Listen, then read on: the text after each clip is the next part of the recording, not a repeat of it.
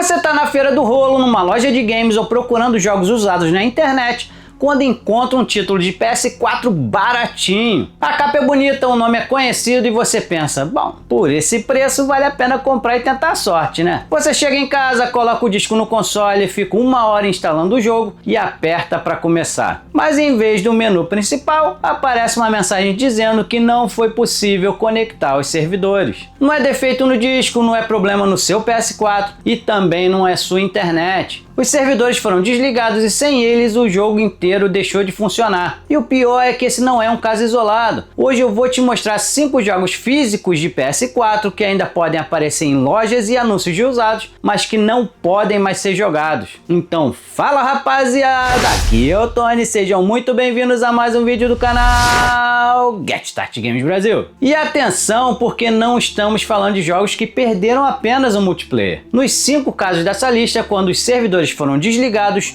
tudo desapareceu junto. Hoje esses discos só servem para enfeitar a prateleira ou virar peso de papel. Número 5, Lawbreakers. Lawbreakers foi criado pela Boyski Productions, estúdio fundado por Cliff Bleszinski, um dos principais nomes por trás de Gears of War. A proposta era criar um shooter competitivo, rápido, com personagens diferentes e áreas de baixa gravidade. Nesses ambientes, os jogadores podiam flutuar, mudar de direção no ar e até utilizar o recuo das armas para se movimentar. O problema é que Lawbreakers foi lançado em agosto de 2017 num mercado já dominado por jogos competitivos muito maiores. Ele não conseguiu atrair jogadores suficientes e a comunidade diminuiu rapidamente. Em setembro de 2018, apenas 13 meses depois do lançamento, os servidores foram desligados. Lawbreakers também recebeu uma edição física de PS4 distribuída pela Limited Run Games, limitada a apenas 5.000 cópias. Mas como o jogo era totalmente multiplayer online, essa versão hoje serve exclusivamente como item de coleção. Você pode ter a caixa, o disco e todos os arquivos instalados, só não pode jogar.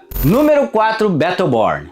Battleborn foi desenvolvido pela Gearbox, isso aí, o mesmo estúdio responsável por Borderlands. O jogo misturava tiro em primeira pessoa com elementos de MOBA. Ele possuía diversos personagens, partidas competitivas e uma campanha que podia ser jogada em equipe ou sozinho. Lançado em maio de 2016, Battleborn teve o azar de chegar poucas semanas antes de Overwatch, que acabou concentrando praticamente toda a atenção do público interessado em jogos com heróis. A comunidade foi diminuindo e em janeiro de 2021 os servidores foram encerrados. Até aí alguém poderia pensar que pelo menos a campanha continuaria disponível, afinal era possível jogar as missões sozinho. Mas até o conteúdo single player exigia conexão com os servidores. Quando eles foram desligados, Battleborn perdeu o multiplayer, a campanha e qualquer possibilidade de ser iniciado normalmente. Número 3, Babylon's Fall. Babylon's Fall foi desenvolvida pela Platinum Games de Bayonetta e Nier Automata e publicado pela Square Enix.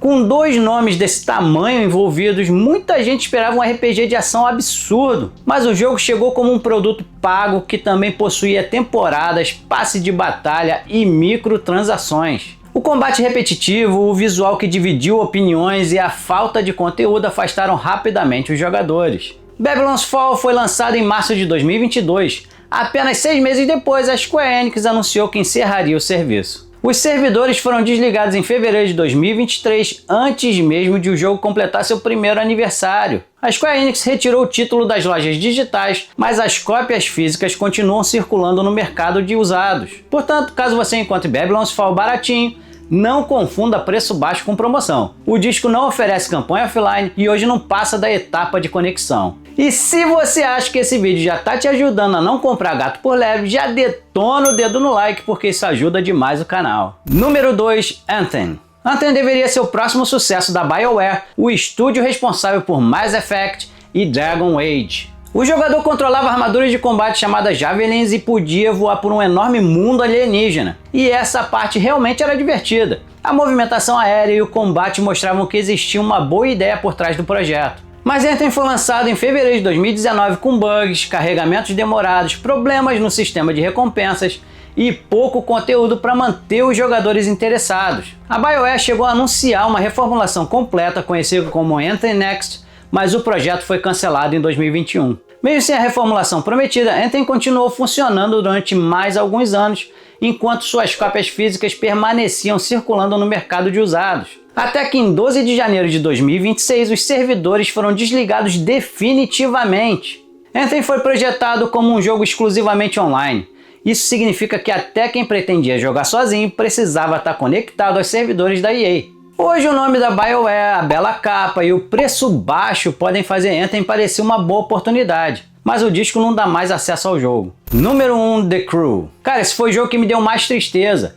The Crew não tá nessa lista porque foi um fracasso que desapareceu rapidamente. Muito pelo contrário. Lançado pela Ubisoft em 2014, The Crew foi um jogo bem sucedido, recebeu expansões e deu origem a uma franquia que continua existindo. Sua principal atração era uma versão condensada dos Estados Unidos em um mundo aberto. O jogador podia atravessar cidades, desertos e montanhas numa longa viagem de uma costa a outra. Era possível participar de corridas, melhorar os veículos, formar equipes com outros jogadores ou explorar o mapa sozinho. Mas mesmo essa experiência solo dependia dos servidores da Ubisoft.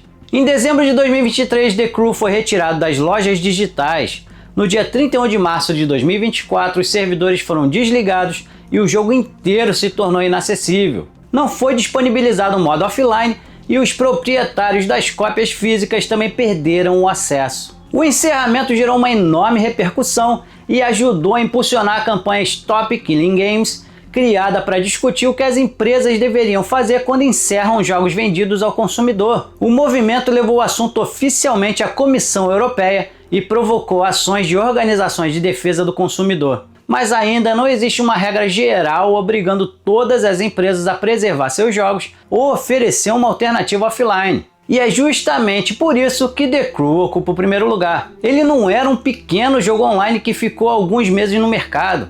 Era um produto pago, vendido durante anos, com campanha de progressão e um enorme mundo aberto. Durante quase uma década o disco funcionou normalmente. Hoje ele não permite disputar uma corrida sequer. Bom, no fim das contas, esses casos mostram que nem mesmo ter o disco garante que um jogo continuará funcionando. Por isso, antes de comprar aquele jogo baratinho de PS4, pesquise se os servidores ainda estão ativos e principalmente se existe algum modo offline. Porque não importa se está a preço de banana, se o jogo não abre, não é promoção, é apenas um disco inútil. Mas agora eu quero saber a sua opinião. Qual desses casos mais te surpreendeu? E você acha que as empresas deveriam ser obrigadas a oferecer um modo offline antes de encerrarem um jogo definitivamente? Comenta aqui embaixo porque eu quero saber o que vocês pensam sobre esse assunto. E se você curtiu esse vídeo, já deixa aquele like, compartilha com aquele amigo que vive procurando jogo baratinho e se inscreve no canal se ainda não for inscrito. Toda semana tem vídeo novo aqui no canal. Então, muito obrigado por assistir até o final.